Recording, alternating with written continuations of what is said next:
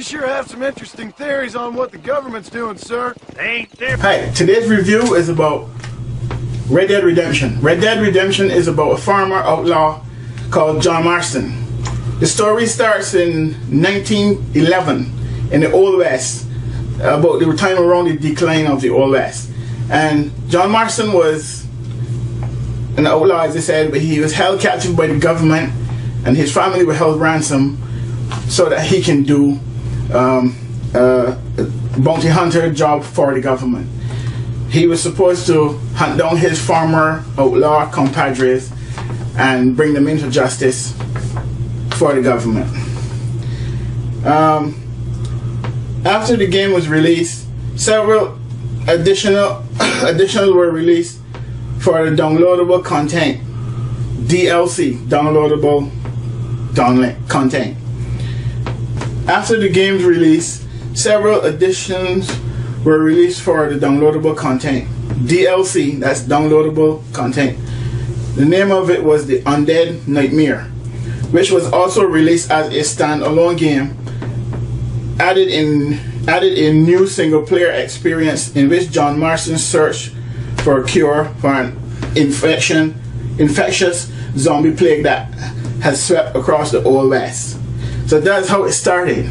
It started as him being recruited from the government and his family held hostage so that he can do this job for the government. But then they put in this awesome zombie plague part, and it was really good. If you play the game and you see, like, well, when I play it, this thing that stood out most for me was the terrain and the way they recreated the terrain, and like how the accuracy that they put in the shots and that they take at each other, and how you can zoom it close, and there's a faction that really appealed to me. It's called Deadeye. I'll give you a little information on that. The combat feature that Marston can use is called a Deadeye targeting system. Deadeye is used as a bullet time like precision, is a bullet time like manner, allowing the player to slow down time to place a precise shot and paint into multiple shots on body parts or one multiple enemy target. Now this Red Eye, when you see it in the game, it's gonna blow your mind. It did mine when I played it, because imagine you take a shot, you implement the Red Eye, and it slows everything down, and you can see your target as close as you're seeing me right now, and you can take head shots, arm shots, leg shots, torso shots, whatever you want to do. But even that, they have another feature in the game where if you're hunting down an outlaw and you want to take him alive, you can't give him a headshot, you can't shoot him in the chest because he's gonna die. So with the Red Eye, it helps you to capture your targets alive. You take foot shots, or if he has a gun, you shoot him in the arm, you know, and then you go take him, put him on your horse, take him home. You got the bounty. That's money for you. You know, there's a lot of information here. Really can't go through all. It was an awesome game. I never thought I would go back in time. It was like Western meets Grand Theft Auto. It's like it talk about it in the circles of the gaming, and it was like it won 3 or 4 awards, and it's like one of the top games in the gaming world right now. Well, let's talk about Red Dead Redemption 2. It's gonna call Red Dead Rebellion, and you know you gotta go and look for this, because for you gamers out there that love shooting and blood and guts, you know, it's not as good as Warhammer, but for gamers out there who really like gaming, Red Dead Redemption and Red Dead Rebellion will be awesome for you. Now, this is all for me today. Thank you for watching. See you next time.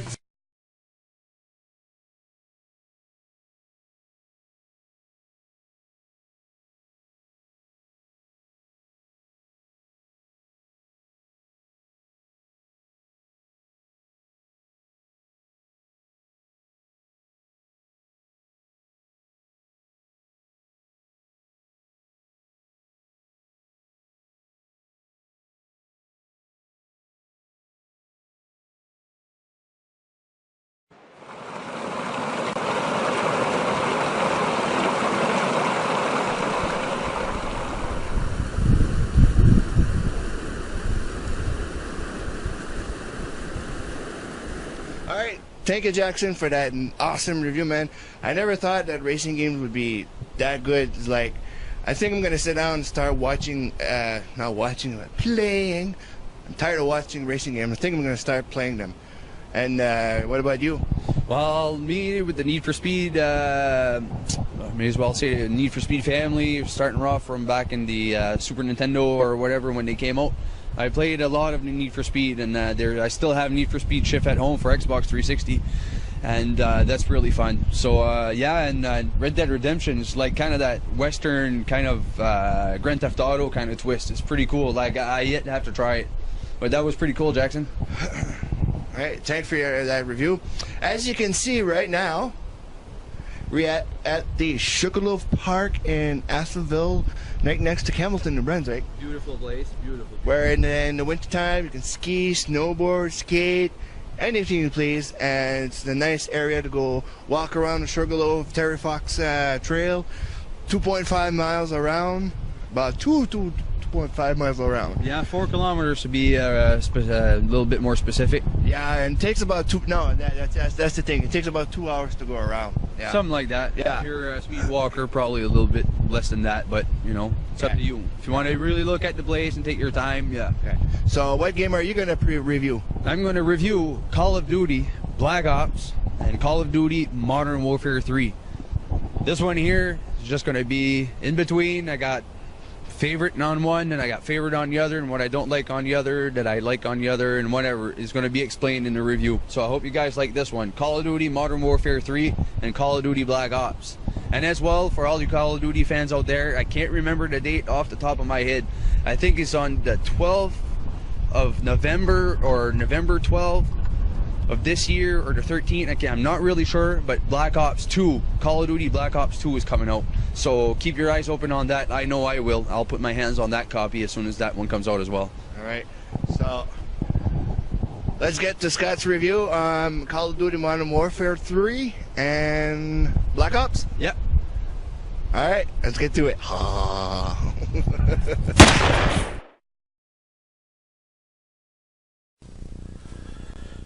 Hey guys, Scott here with my game reviews on Call of Duty Black Ops and Call of Duty Modern Warfare 3. And to start off with Black Ops, this one is set during the Cold Wars in the 1960s.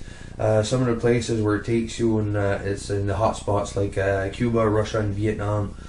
You're an elite covert operative, like they call it covert ops or whatever.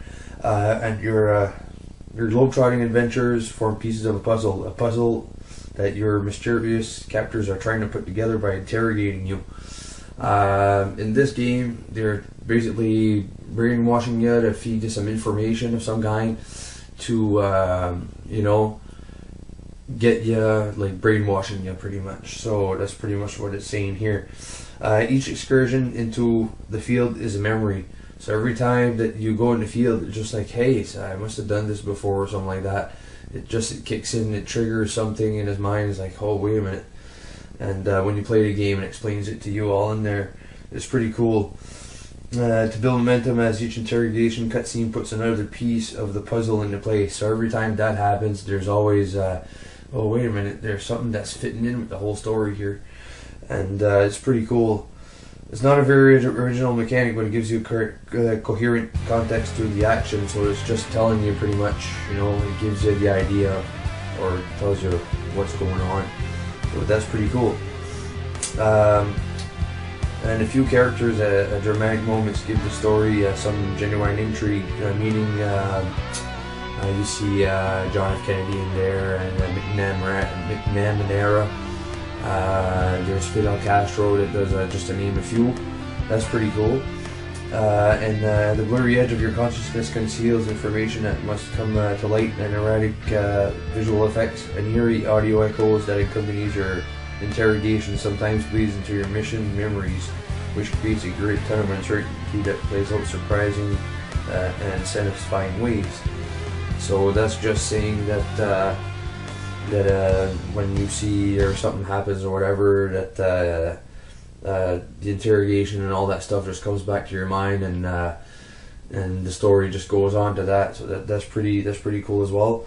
Your interrogation fueled flashbacks are not beholden to the linear of flow time, allowing your missions cover a wide variety of geographic and gameplay. A dramatic breakout from a brutal Soviet prison is one early highlight, and later missions feature frontline conflicts, urban firefight, and mountainous incursions. The environments are richly detailed and through the campaign without a few technical hiccups, like occasionally problematic checkpoint markers and the odd teleporting ally. These moments are likely to hinder your enjoyment. In addition to the on-foot action, you use a number of vehicles to achieve your objectives. Some put you in the gunner's seat while others put you behind the wheel, and though the vehicle handling is unremarkable, the thrill of blowing up stuff and speeding through hostile terrain is undeniable. The core running and gunning mechanics remain as exciting as ever, and the gameplay variety throughout the campaign keeps the action moving at a great clip. So just to say that there are some parts in there, if I remember, you're driving a boat that I think that's like around Cuba, or not Cuba, but there's a bunch of boats. I'm calling that Pearl Harbor. I think that's what it is. I'm not really sure, but anyways, when it comes to games and all that, sometimes it takes me a bit there to really understand what and during the war and all that, I wasn't a big follower of the war, but if you play Black Ops, it will explain to you the whole story in there. There's boats, you're sitting in the back of a Jeep using a light machine gun there, the ones that you're holding like that, and you can turn around. That's pretty neat. And I think there's a stage in there, I think you're actually shooting with a helicopter. That's pretty cool as well. It's like one of those sitting down there and you have the big door and you're just shooting around. That's pretty cool. So that is for Black Ops, Call of Duty Black Ops. And before I go to my Modern Warfare 3 here, there is a talks out there, or there is a date, November 13th, 2012, Black Ops 2.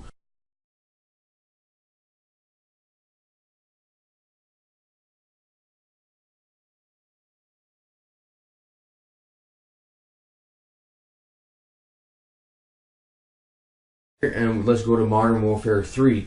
This one here takes place after the events of Modern Warfare 2. So if you played Modern Warfare 2, Modern Warfare 3 goes right into that. So I played Modern Warfare 2. I got as far as I think it was a Chinese or Japanese ambush. It's all dark and they're just laying down. I think you're thinking that they're dead, and the next thing you know, it just turns white. Poof! You can't. All you see is just like Chinese and Japanese just shooting at you. You gotta find cover and all that. I've never been as far as that. So if any of you guys out there have Modern Warfare 2 I can borrow for a while, I'd love that. I'd like to give that game another shot. Alright? So, just keep going, to talk about what we were talking about there in Modern Warfare 3. The Russian Federation has declared a war against the United States and also takes it offensive into Europe, including England, France, and Germany. Missions will also take place in other countries around the world. The other countries around the world, I'm not too sure. I think there's Baccara, and I think that's like I can't remember exactly where that is. There's a couple of other places. I'm sorry that I played a game. I've been playing the game since Christmas, and I have a bad memory when it comes to stuff like that. If you thought if I picked a car racing one, then I could have been talking your ear off all night. But that will be for another time. So here's another, just to give you another little story on Modern Warfare 3 here. A guy named Sam. I'm on IMDb here on my iPod. After the Russians are driven out of the East Coast by the U.S. military, Russian President Vorchevsky decides to seek peace with the West, only to be captured and held hostage by ultra-nationalist rebel Vladimir Makarov. As a result of the Russians invading most of Europe, meanwhile Captain Price and Soap McTavish are on the run, killing renegade U.S. General Shepard, and seek to find and kill Makarov once and for all. Just to give you a rough, just a rough story on Modern Warfare 3 and Black Ops, both from Call of Duty. If you play the game, it's self-explanatory on its own. This is just a brief story of what like time or era that the games were. Just like I said, this Modern Warfare 3 just takes off from Modern Warfare 2. It's just that they're driven out of the East Coast by U.S. military and all that, the Russians. And when you get to Black Ops, it's pretty much back in the Cold War, 1960s and whatnot, and that is pretty cool. So they had black operatives. It was just like not silent stuff, but it was really it's a really cool game. So check out Call of Duty Black Ops and Call of Duty Modern Warfare 3. And in November of 2012, on the 13th, keep an eye out on Black Ops 2, which are going to be a trailer after this review or during the review. So I hope you guys like it. Alright, so this is Scott with my reviews on Call of Duty Black Ops and Call of Duty Modern Warfare 3. And as well as my ratings for Call of Duty Modern Warfare 3 and Call of Duty Black Ops. I give Black Ops a big 9 out of 10 because of the gameplay on the campaign is really cool, and the gameplay on multiplayer is really cool. You can actually shoot the person and they die. That's pretty much what a shooter game is in Team Deathmatch or whatever favorite game that you play on Call of Duty. And so that's pretty much what it is. So the gameplay is really cool. The online multiplayer is easy to find a game. And so that's pretty much it for Black Ops. So Modern Warfare 3,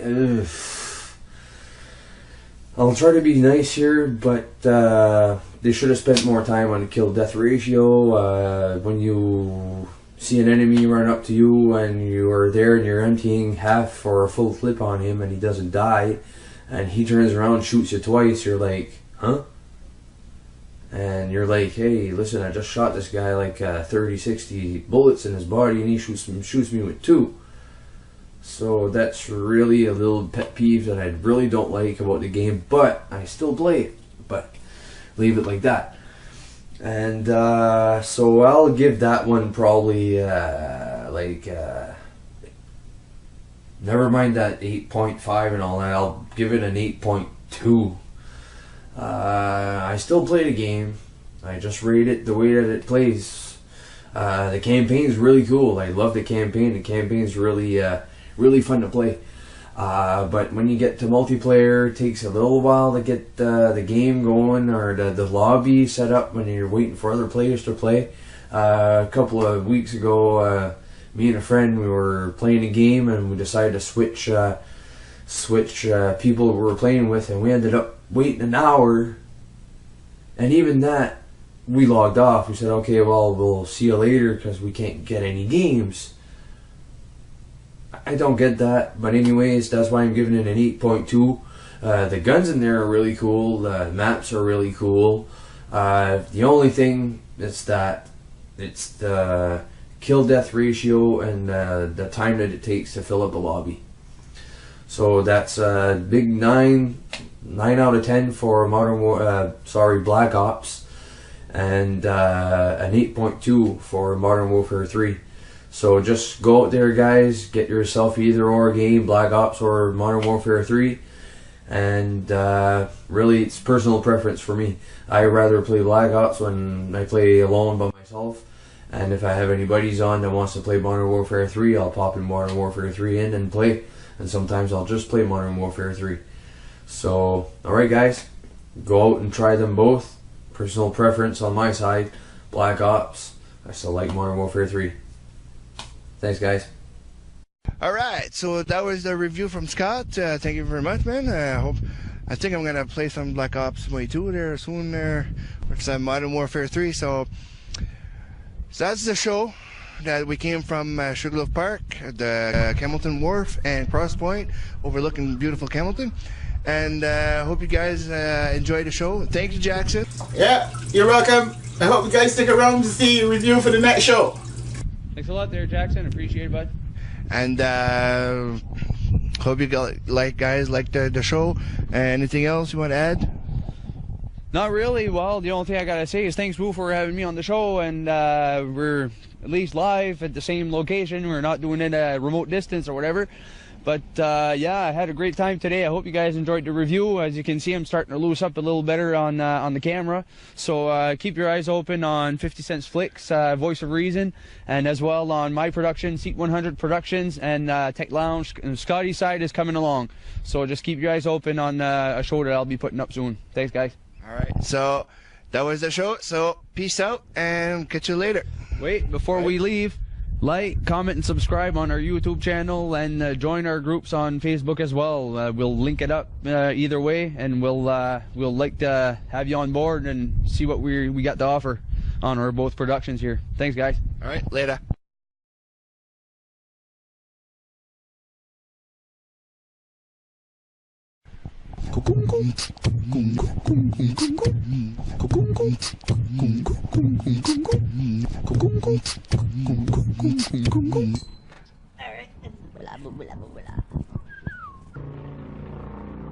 That was the sound of a bike, yeah.